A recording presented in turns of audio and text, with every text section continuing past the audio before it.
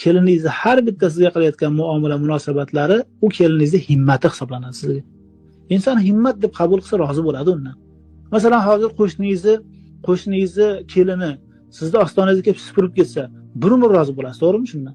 Qo'shningizni kelini indamadingiz, ertalab tursangiz darvozaxonangizni ostini supurib ketibdi bir marta. Tamoman shuni qarindoshingizga ham aytasiz, o'rtog'ingizga ham aytasiz, aytmagan joyingiz qolmaydi shuni. O'shani keliningiz bir kunda har kuni supuradi keliningiz. Kerak bo'lsa bir kunda 2 mahal supuradi. Nimaga bundan minnatdor bo'lmaysiz? Holbuki u ham bu ham himmat qilyapti. Ovqati tuzi yo'q ovqat olib chiqsa ham keliningiz nimasi, qo'shningizni kelini bir umr duo qilasiz. Ovqat olib chiqdi deb.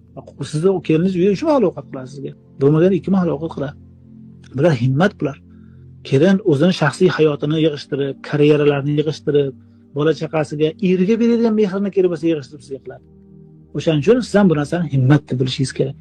Chegaralarimizni bilishimiz kerak aslida o'zi. Hammamiz ham. Hamma kelin ham o'zini chegarasini bilish kerak, haddini bilish kerak. Xuddi shunday kattalar ham o'z chegarasini, haddini bilish kerak. Bu hadlarni aslida bizga yaratuvchimiz qo'yib bergan.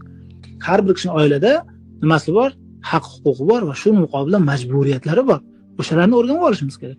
O'shanday qilsak, ular o'z o'rniga, joy-joyiga keladi.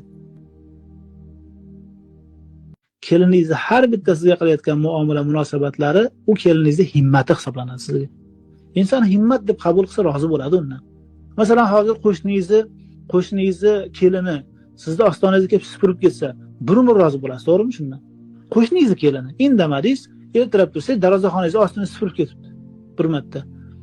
Tamoman shuni qarindoshingizga ham aytasiz, o'rtog'ingizga ham aytasiz, aytmagan joyingiz qolmaydi shuni. O'shani keliningiz bir kunda har kuni supuradi keliningiz. Kerak bo'lsa bir kunda 2 mahal supuradi. Nimaga bundan minnatdor bo'lmaysiz? Holbuki u ham bu ham himmat qilyapti.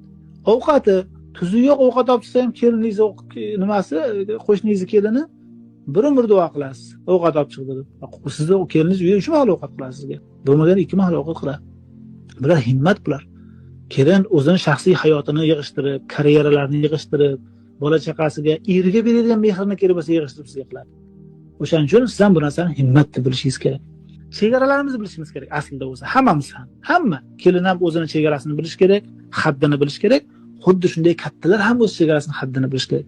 Bu hadlarni aslida bizga yaratuvchimiz qo'yib bergan. Har bir kishining oilada nimasi bor? Haq-huquqi bor va shu muqobilda majburiyatlari bor. O'shalarni o'rganib olishimiz kerak. O'shanday qilsak, ular o'z o'rniga, joy-joyiga keladi.